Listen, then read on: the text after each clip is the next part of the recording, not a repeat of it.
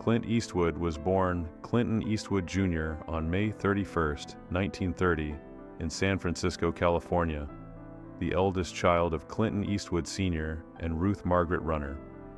His early years were shaped by instability caused by the Great Depression, which forced the family to move frequently throughout California in search of work. This nomadic upbringing exposed Eastwood to a wide range of people, towns, and environments, helping him develop adaptability and emotional self-reliance at a young age. Though the constant relocation made stability difficult, it also fostered independence and resilience. His parents emphasized hard work and self-discipline, values that stayed with him throughout his life. Even as a child, Eastwood showed a quiet toughness and observational nature, absorbing the rhythms of working-class America. These early experiences would later influence the grounded, solitary characters that became central to his screen persona: youthful rebellion and a love for the outdoors. Eastwood's childhood and teenage years were marked by restlessness and a growing love for nature. As his family moved between cities such as Oakland, Sacramento, and Piedmont, he spent much of his free time outdoors, developing a fascination with open spaces and rugged landscapes. This appreciation for nature would later become a defining element in many of his films, particularly westerns.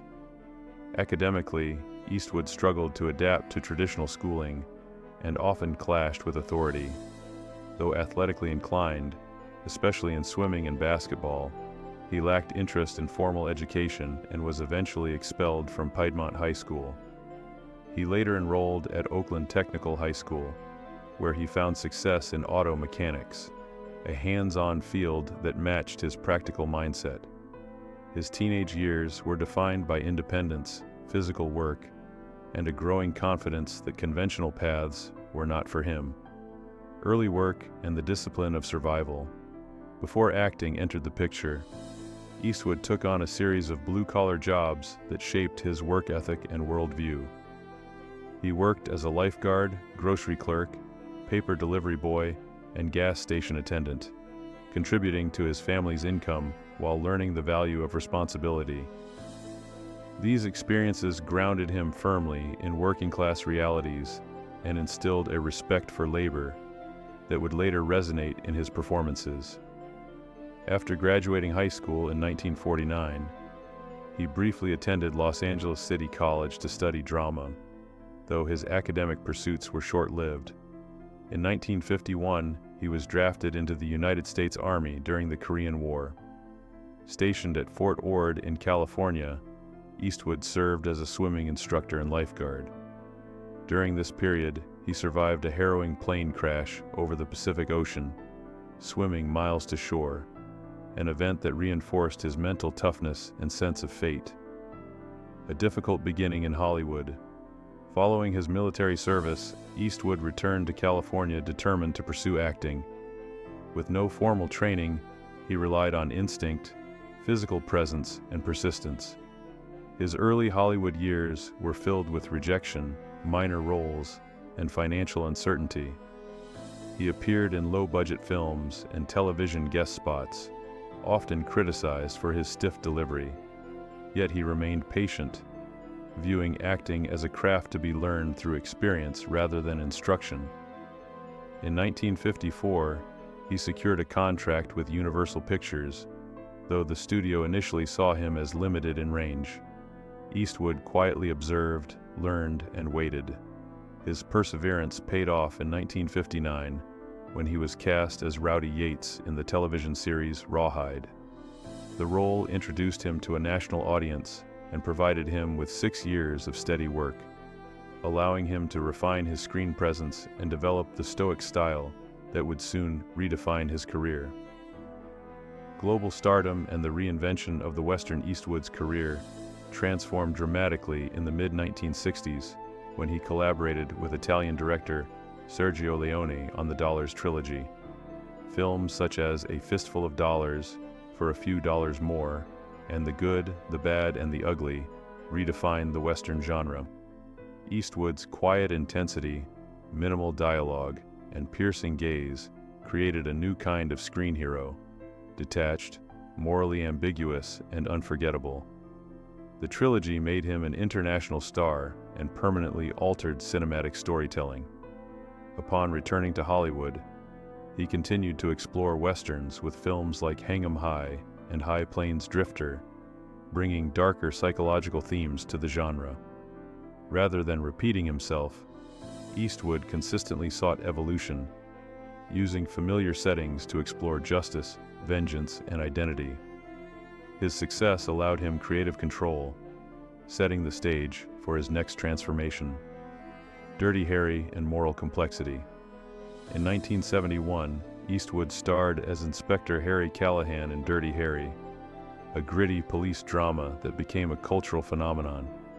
The film sparked controversy for its portrayal of law enforcement and justice, but it cemented Eastwood as a powerful leading man, capable of handling complex, divisive roles. The character's blunt authority and moral certainty resonated with audiences during a time of social unrest. Eastwood followed the film with several sequels, though he later acknowledged the importance of questioning the character's worldview. Rather than glorifying violence, Eastwood increasingly became interested in its consequences. This introspection marked a turning point in his career, pushing him toward more reflective storytelling. He began directing more frequently, using his platform to explore ambiguity rather than absolutes. His willingness to evolve ensured his relevance across changing cultural landscapes. The rise of Eastwood. The director Eastwood's transition into directing proved as impactful as his acting career. Films like The Outlaw Josie Wales demonstrated his natural command behind the camera. His directorial style favored efficiency, realism, and emotional restraint, encouraging actors to deliver authentic performances. In 1992, he reached a career pinnacle with Unforgiven, a revisionist Western that dismantled the myths of heroism and violence. The film earned 4 Academy Awards, including Best Picture and Best Director. Rather than celebrating the past, Unforgiven reflected on aging, regret, and moral consequence. Eastwood followed this success with critically acclaimed films such as Mystic River and $1 Million Baby, both emotionally complex stories that showcased his maturity as a filmmaker. These works confirmed his place not just as a star, but as one of cinema's most respected storytellers. Late career reflection and continued relevance. Even into his 70s and 80s, Eastwood remained creatively active. Films like Gran Torino resonated deeply with audiences, exploring themes of redemption, prejudice, and personal accountability. His portrayal of Walt Kowalski reflected both critique and self-awareness, earning widespread praise. Later, American Sniper became one of his most commercially successful films, sparking debate while demonstrating his continued cultural relevance. Eastwood's commitment to realism, minimalism, and character-driven storytelling never wavered. He approached filmmaking with discipline, often shooting scenes quickly and trusting instinct over excess. His ability to adapt while remaining authentic allowed him to span generations.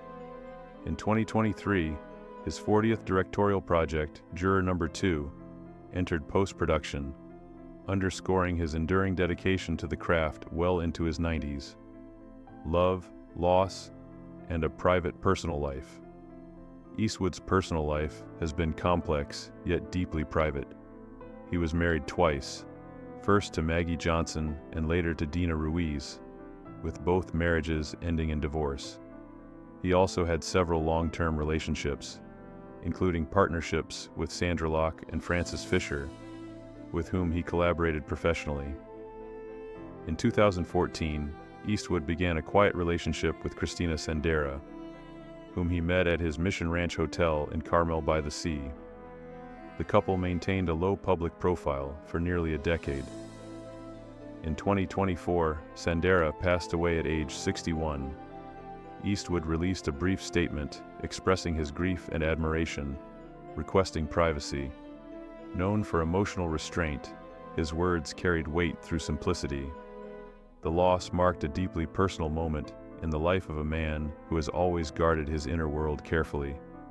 Longevity, discipline, and a living legacy.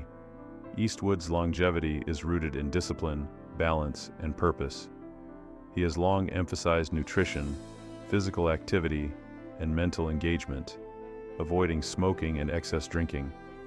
While he has faced age-related health challenges, his proactive approach has allowed him to remain active and creative. More than physical endurance, Eastwood credits purpose as essential to well-being. Filmmaking continues to provide structure and meaning, keeping him mentally sharp. His legacy is not defined solely by iconic roles, but by evolution, restraint, and integrity. From a restless youth shaped by hardship to a filmmaker reflecting on morality and consequence, Clint Eastwood's life mirrors the themes he explored on screen. At over 9 decades of life, he stands as a testament to resilience, discipline, and the enduring power of honest storytelling.